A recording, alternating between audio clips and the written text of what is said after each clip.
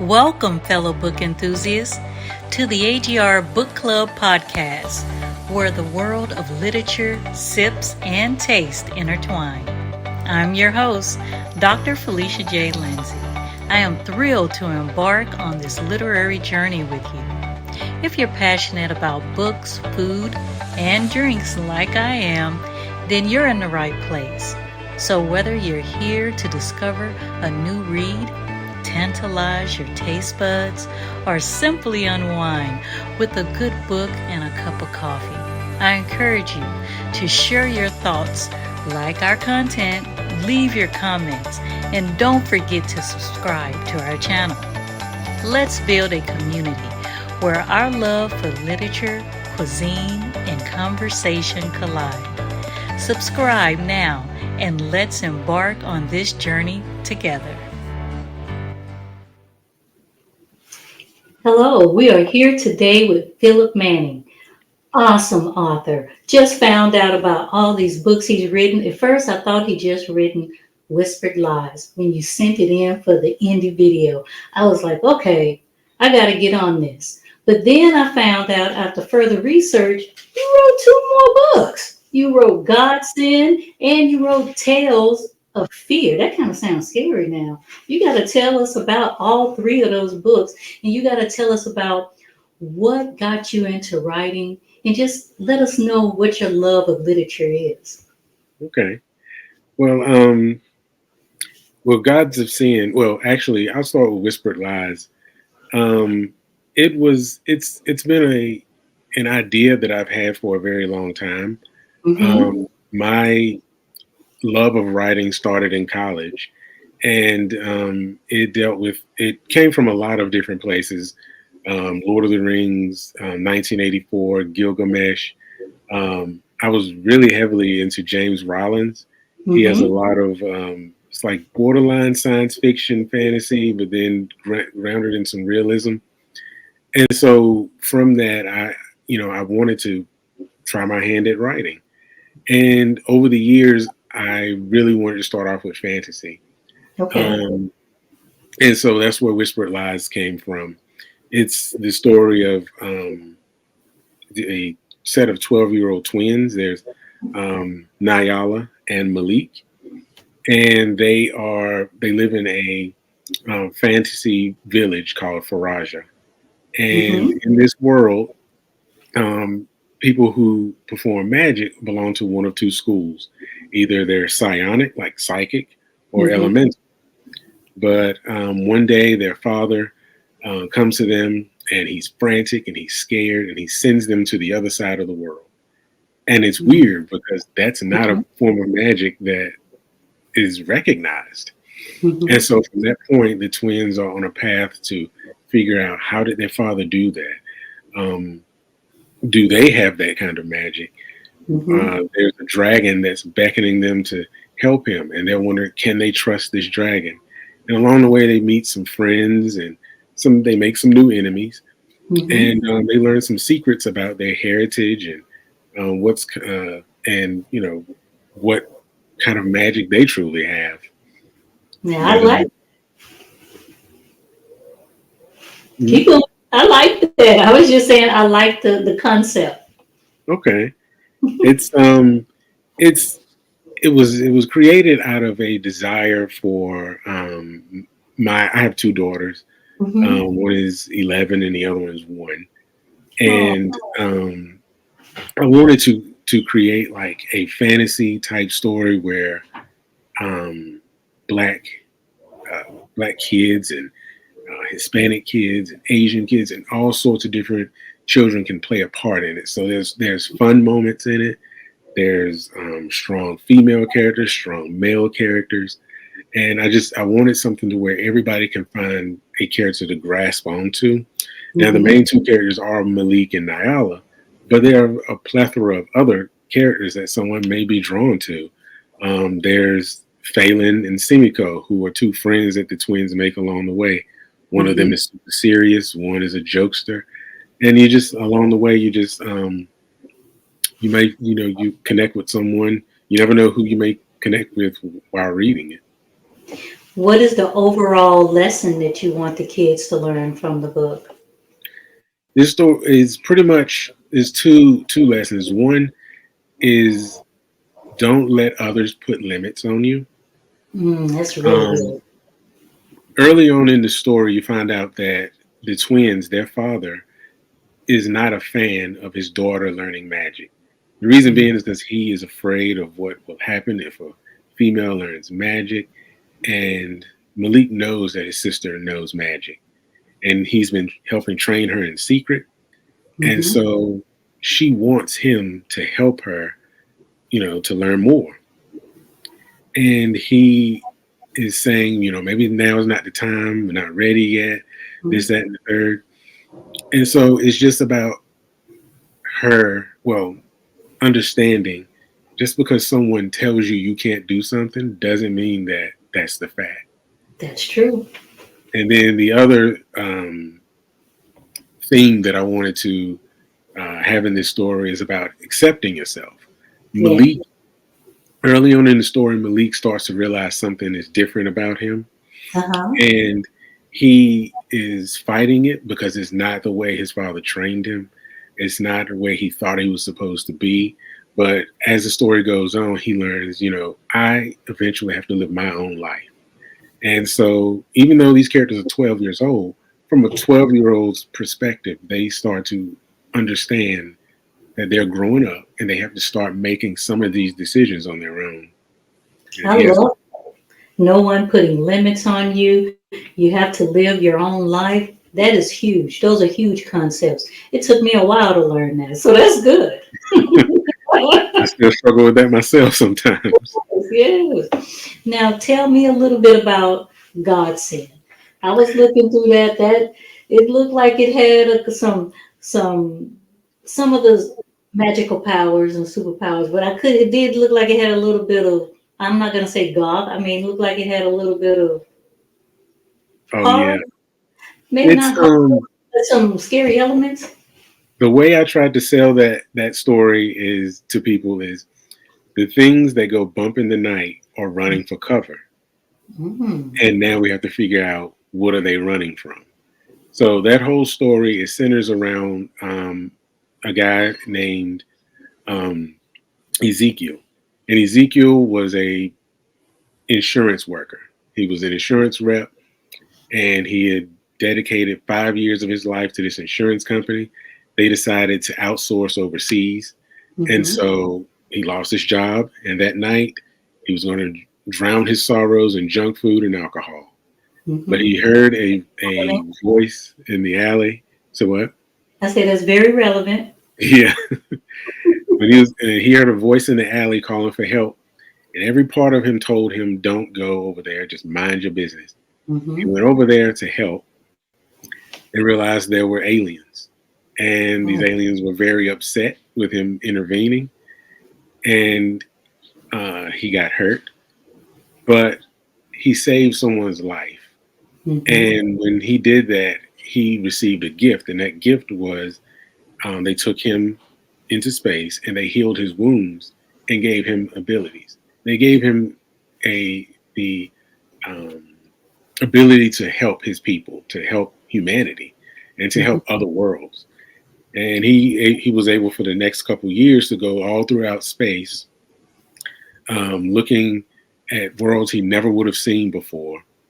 But after so many years, him and his fellow soldiers were framed for killing a cleric in space.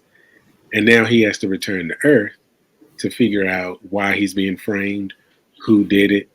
And Mm-hmm. while he's there, he realizes the paranormal world exists as well, and they're hiding from something. And so now he has to figure out what they're hiding from. Try to Now, avoid pain. yes, I like it. I like it. That's a little different, but I do like it. How he was given the gift, he went to space, he did a lot. I love time travel. I love time travel stuff. Me and you are pretty much on the same note. My first book I fell in love with was Edgar Allan Poe, Oh, Telltale Heart. So, yeah. yeah, I love sci-fi. I like fantasy. I like romanticy too. So, I'm always reading something. But I like how you twisted that. The twist is what makes the story. You don't want to feel that you can read it and know the story. The Yeah, twist, the story. yeah. Now, if you could tell us a little bit about Tales of Fear. Now, I'm kind of scary, but you can tell me a little bit. Now, Tales of Fear was this was my first attempt at doing something a little different. I Hmm. have in my Google Drive, I have the synopsis and like prologues from several different stories that I want to work on one day, Hmm. and but none of them were horror. And so one day, I don't know what movie I was watching, but I wondered to myself, can I do this? And so I tried to write a short story, and I completed it, and then I tried to write a second one. And before I knew it, after maybe 7 or 8 months, I had written 10. Wow. So, Tales of Fear is the collection of those 10 short stories. And I try to tell stories that are different from what we've seen before. Hmm. Um, one of the stories is um, all the stories are a little dark, but Yes, yes. and that was a little different for me. Hmm. But it was interesting just trying to because when you write fantasy and science fiction, you're trying to um, play on people's wonder and their excitement and Hmm. that um, desire to see something new and extravagant. But with horror, Hmm. you have to try to scare them. You want to make them sleep with all the lights on. So that was my goal with those stories. And they range from everything from werewolves all the way down to um, uh, YouTubers who um, are going into a haunted house for content and ended up going into the wrong haunted house. So Now that's a good collection, though. yeah, and I I think love werewolves. the weirdest one I wrote was it was set during slavery, Uh-huh. um, and I tried to tie in some real locations in North Carolina because that's where I'm from is North Carolina. Um, and so it was interesting and it was fun to try to twist some actual events into some horror elements. Now, which is your favorite genre? Or you want to try your hand at several more before you feel that you found what you like, your niche? I think my favorite genre to write is fantasy, Okay. but horror is growing on me. The only downside with horror is there's a mind frame you have to get into to write horror, and it can be a little scary sometimes because like I said earlier, trying to make people excited and feel wonder is Hmm. happy, but horror is sad and dreary. But it's interesting to try to write though. So Yeah. right now, fantasy is my favorite. What about the murder mysteries? You like those? I've actually never tried my hand at those, but I like those. I read quite a few. Some Joe Pike.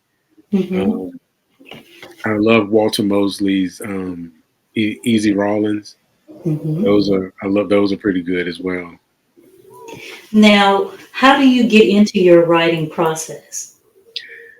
For me, it's usually late at night Hmm. once everybody is asleep, and I will start off on paper because all throughout the day, when I have an idea of something, I'll just write it down, sometime on paper or sometimes on the notes app on my phone. And then at night, I'll compile those notes and I'll try to come up with an outline. And that Hmm. outline, and I'll try to make sure that the plot points line up. I try to figure out what characters I want to incorporate and things like that. But it's usually an outline is how I do my writing process. Now, do you have members of your family that you bounce the book off of or that read your first draft? Um, I have a friend of mine years ago in my late teens, early 20s. I wanted to Hmm. be a YouTuber. It was it was not going to work for me, but me and a buddy of mine, we're destined to be the greatest YouTubers in the world. But a lot of times he's the person I bounce off ideas for these stories. He'll bounce off ideas of things he wants to write, and then we'll give each other feedback. And I also have a friend from high school who reads a lot of the things that I write as well. Now, do you have any signings or any book readings you're going to be planning for the year that people might want to go to? I do want to look into planning some of those in North Carolina. Um, I plan to step up my social media presence. So when people find me on social media, right now the biggest two that I use are Instagram and TikTok. Um, and I'm going to step up my Facebook as well. But I'll always put, when those events come up, I'll always put those on my social media. Now, you have a website. Can you Yeah, give can you give your website so people can know where to contact you and where to learn more about your events? Do you post your events on your website? I will. I will post them there as well. My website is phillipjmanning.com. Um, and right now on there, there's the links to all of my books. There's a link for Amazon, Barnes and Noble, Kobo, Smashwords. So the link, all you have to do is click the book, and it will show you all the links, and you get to pick whichever app you want to use. And if you want to get it in paper, it has that. All right. Now, it sounds like you know about all science fiction. Now, are you into comics too, like Marvel, like going to Comic Con? You do any of that? See, I I've am always I'm ridiculously into comics. Uh, it's comics, and I've even started to get into anime recently. Yeah. So I do plan. I've gone to maybe Yes, yes. 3 comic book conventions. My,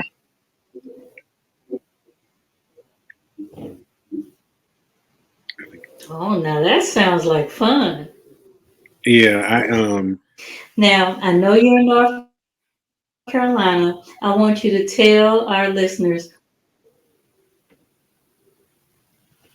I didn't hear you. can you tell them what's your favorite restaurant in North Carolina? Yes. Um, my favorite restaurant. I'll start off in this area in Eastern North Carolina. My favorite restaurant is uh,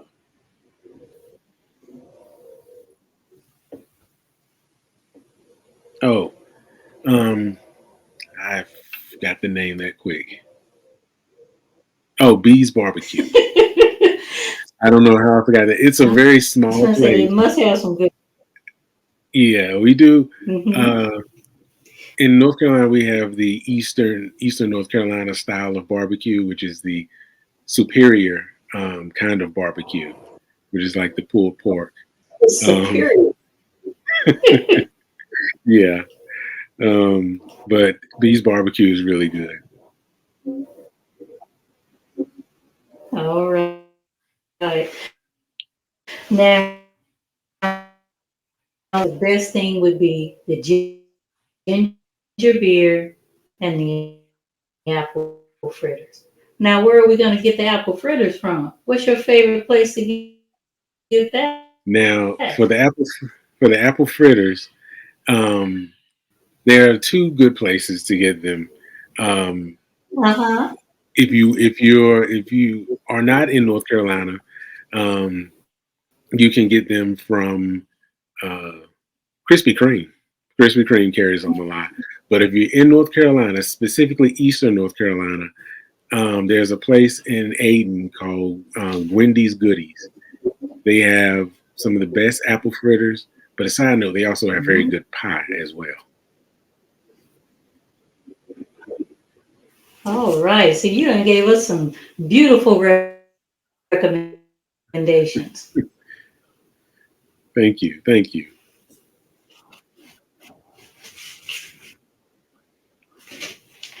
Well, I'm going to I want everybody to go out and purchase these books, especially be a real stellar book, especially it sounds like more of a YA. Yeah, Whispered Lies it can be considered YA or middle grade. Gods of Sin and Tales of Fear are adult. Those don't want children reading either one of those, but anyone of any age can read Whispered Lies. All right, that sounds good. I want to thank you for coming on the show today, okay? All right, thank you for having me. As we come to the end of another insightful episode of the AGR Book Club podcast, I want to extend my heartfelt thank yous to each and every one of you for joining us today. Remember, your engagement fuels our passion for literature and community. So let's keep the dialogue alive. Share your thoughts, like our content, leave your comments, and subscribe to our channel for more enriching discussions. Until next time, let's keep the conversation alive and the pages turning. Share, like, comment, and subscribe. And let's make every moment count in our literary adventure together.